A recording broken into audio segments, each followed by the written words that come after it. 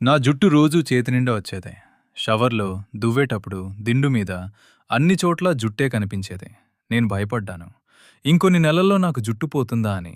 కానీ నేను ఒక్క ఎక్స్‌పెన్సివ్ ట్రీట్మెంట్ కూడా చేయించుకోలేదు. ఒక్క కాస్ట్‌లీ ప్రాడక్ట్ కూడా వాడలేదు. నేను చేసిన చిన్న మార్పులు నా హెయిర్ ఫాల్‌ని కంప్లీట్‌లీ ఆపేశాయి. ఈ వీడియోలో నేను ఆనెస్ట్‌లీ చెప్తాను. ఏం చేశానో, ఎలా పనిచేసిందో. మొదట్లో నేను ఇగ్నోర్ చేశాను. జుట్టు రాలడం నార్మల్ అనుకున్నాను. కానీ రోజు రోజుకు ఎక్కువ అవుతోంది.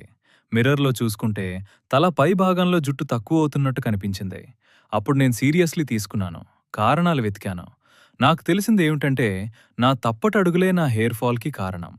మొదటి తప్పు హాట్ వాటర్‌తో తల స్నానం చేయడం. నేను రోజూ హాట్ షవర్ తీసుకునేవాణ్ణి. హాట్ వాటర్ వల్ల హెయిర్ ఫాలికల్స్ వీక్ అవుతాయని తెలియలేదు. దీన్ని కోల్డ్ వాటర్‌తో మార్చినప్పటి నుండి హెయిర్ ఫాల్ తగ్గడం మొదలైంది. రెండవ తప్పు చాలా గట్టిగా జుట్టు కట్టుకోవడం.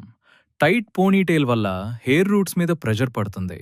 ఇది చాలామంది అమ్మాయిలు చేసే మిస్టేక్. లూజ్గా కట్టుకోవడం మొదలుపెట్టాను. మార్పు కనిపించింది. మూడవ తప్పు సరైన పోషకాహారం తినకపోవడం. ఐరన్, ప్రోటీన్, వైటమిన్ డి ఇవి హెయిర్ గ్రోత్కి చాలా అవసరం. నేను జంక్ ఫుడ్ తినేవాణ్ణి. దీన్ని మార్చి ఎగ్స్, స్పినాచ్, నట్స్ తినడం మొదలుపెట్టాను. నాలుగవ తప్పు స్ట్రెస్.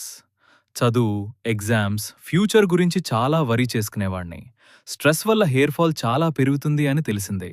రోజూ 10 నిమిషాలు మెడిటేషన్ మొదలుపెట్టాను. ఇది నా హెయిర్కే కాదు, మొత్తం లైఫ్కి హెల్ప్ చేసింది. ఇవన్నీ మార్చడంతో పాటు వారానికి 2 సార్లు హెయిర్ ఆయిల్ మసాజ్ చేసుకోవడం మొదలుపెట్టాను.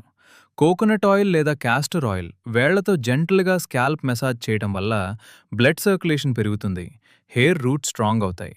20 నిమిషాలు మసాజ్ చేసి 2 గంటలు ఉంచి మైల్డ్ షాంపూతో వాష్ చేసుకునేవాణ్ణి.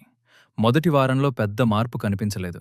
కానీ 15 రోజుల తర్వాత షవర్లో జుట్టు తక్కువ రావడం మొదలైంది. 30 రోజులకు హెయిర్ ఫాల్ దాదాపు ఆగిపోయింది.